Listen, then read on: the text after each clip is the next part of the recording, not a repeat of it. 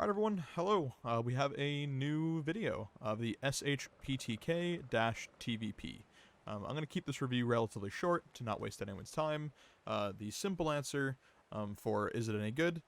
To me, this is just shy of perfection.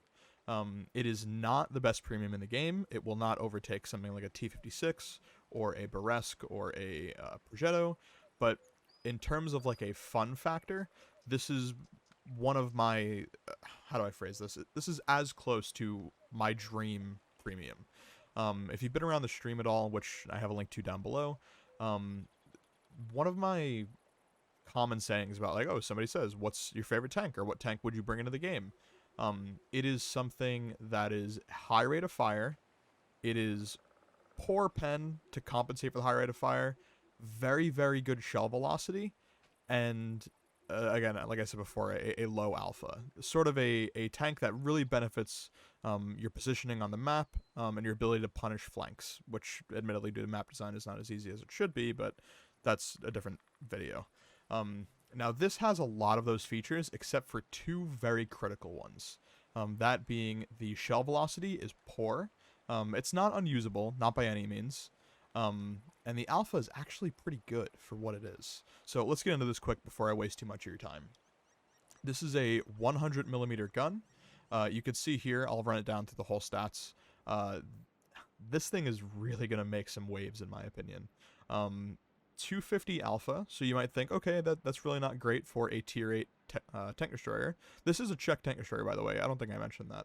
250 alpha, but 270 standard pen. That is pretty massive. That's a really big deal.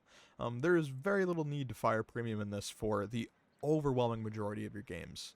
Now, as I mentioned before, the shell velocity really isn't great. You're looking at 897.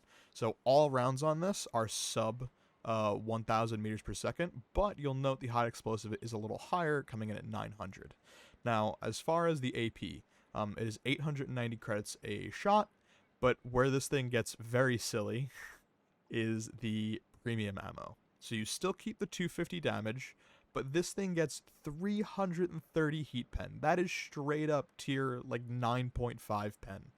And you'll see why this gets particularly silly when I get to it in a minute. You will note though the not shell velocity. Well, I guess we could talk about shell velocity. It is even slower, coming in a little bit over 100 less velocity than the AP, which is not good. There's really no way to spin it. It's not good. But it's 4,800 credits a shot. Now you might say, okay, that doesn't seem that terrible. It is on the expensive side for sure, but just wait a minute. Something really, really fun and exciting about this is it gets quote-unquote HESH.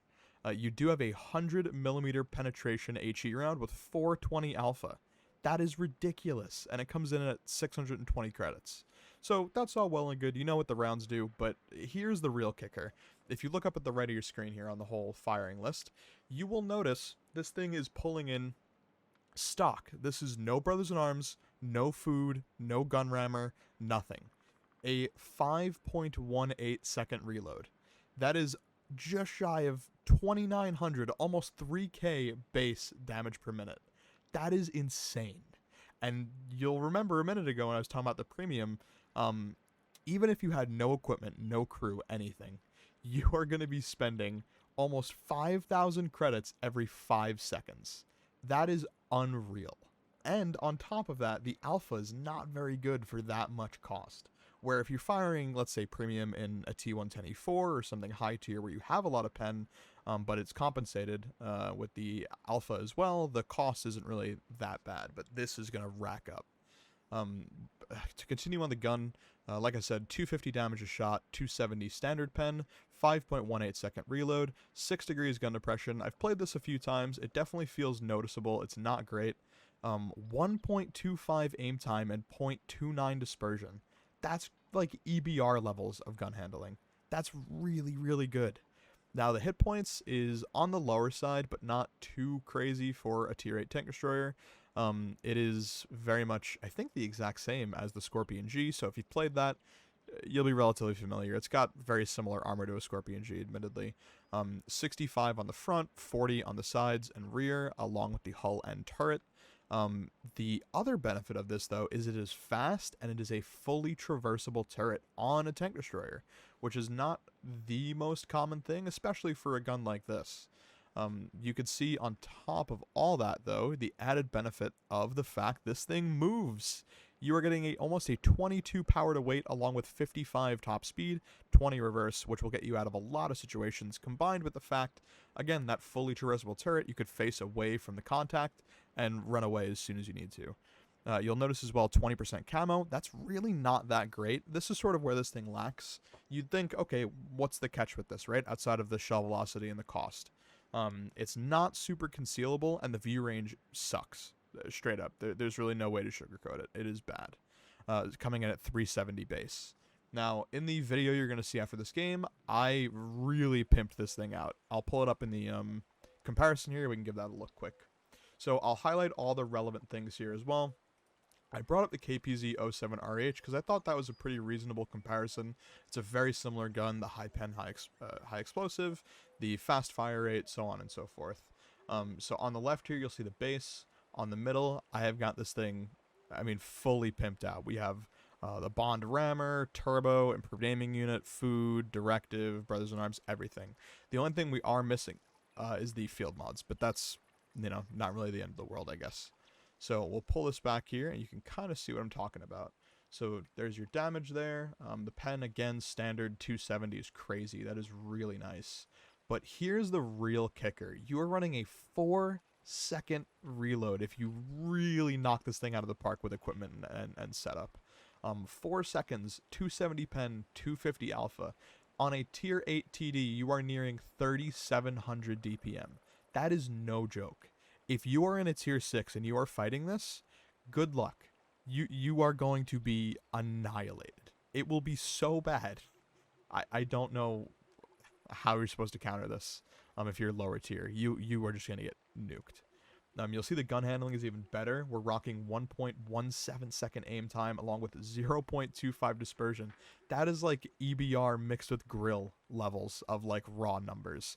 The benefit though is it's not as bad as the grill because the gun actually works even with the poor velocity. Now I am running turbo on mine, which ups the speed to 60 forward and 23 reverse, which is so nice. You'll see we get the camo up to about 35, which is, you know, it's usable. It's just not as, like, ratty as you'd really expect, in my opinion. V-range on this full setup gets 417. Now, don't get me wrong, it already is pretty fast. You could make the argument to drop turbo and instead use, let's say, bounty optics or regular optics, you know, whatever you'd like there.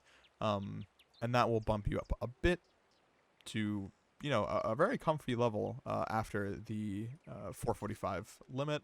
Even with regular, it should be relatively close, right? Yeah, 459. Not bad at all. Anyway, that'll be the garage portion. I don't want to take up too much time here. I'll throw it over the video, and you guys can get a look for how this thing performs. All right. Let's cover the gameplay now.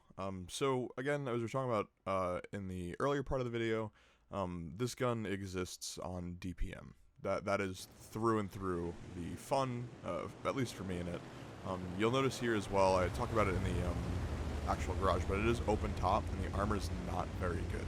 So you can expect, once this thing becomes more common and integrated into the matchmaker, you'll definitely notice a lot of HE spam in this. You could also see, looking inside the tank, where the ammo rack is, very similar to the Object 263, I think it is. Which is almost entirely open top, and you'll see a lot of the same issues here with just how big the ammo rack is. Now you do get a pretty healthy chunk of ammo as well, which is nice. I don't think I covered that. It's more than enough rounds for a typical game, especially again because the thing is, yes, I do have a 4-second reload on this, but the difference is, compared to something like an E25 or something like a KPZ-07RH, which we were talking about comparison-wise is relatively similar, you have so much penetration on this gun that you don't really feel as limited as you might with this type of gun, for lack of better phrasing. Typically, you know, you get these really fast-firing guns, and they really don't have all that much pen. But even standard at that range, we ripped through his lobe. I think that was standard. Oh shit. Maybe it was he. Get another blind shot in there. Well, almost blind shot. Send a few rounds out again, because we do have all that ammo. As soon as I see anybody, particularly right there, whenever I see someone lightly armored, because the HE in this is so ridiculous, you will notice as well, this is a 1 second intuition switch as well. There is no reason to not use it if you can get it. It is, I think, over 400 alpha. I think it's like 420 alpha on the HE with 100 millimeters of penetration, which is no joke. That is serious damage potential. I mean, if you flank a ISU, in this case, a T-32, an STA, Super Pershing, the Beresks, the Emil-2, the Udas, I mean, almost everything left in their team. If you get it not pen it from the front, some flanking fire will give you, you know, more than enough damage potential. This game is kind of coming to an end already. We have a lot of map domination, so I'm going to just push in here and take the hit. It's fine. I'm happy he low rolled, but I hope you could see a little bit later in this replay just how dangerous this is. This mobile a tank destroyer with, or a general vehicle, not even a tank destroyer, this mobile a vehicle combined with this DPM and a fully traversable turret, and you'll notice it's not even that slow. Typically on your tier 10 TDs with that kind of traverse, you'll notice a lot of inconsistency, I guess, with the speed. They're typically very slow, but we pop a quick 400 in the Scorpion there, really with no issue at all. Unfortunate non-pen there. But, oh, we get one more? We do finish him off. Nice. You could just see, well, actually, let's take this back. Due to the way this vehicle succeeds, which is through effective positioning and use of DPM, I don't think this will be particularly comfortable for less experienced players. You have no armor. While the gun is good, I think you'll end up seeing less experienced players through just pure luck, like dumb luck of positioning. You'll end up seeing them post some 5K games, whatever, 6K games, just through sitting in the back and farming. But if you want to see like real consistency for damage on this, I don't think you're going to see that with most players. But I hope we can get some shots in here on a Beresk or someone else lightly armored. I really can't get over how good the DPM actually is with the high explosive. I think it's over 4K, because even with standard, it's over 3.6. Unfortunate miss in the Beresk there, but I'm trying to not waste too much time. I'm trying to get one round out on him here.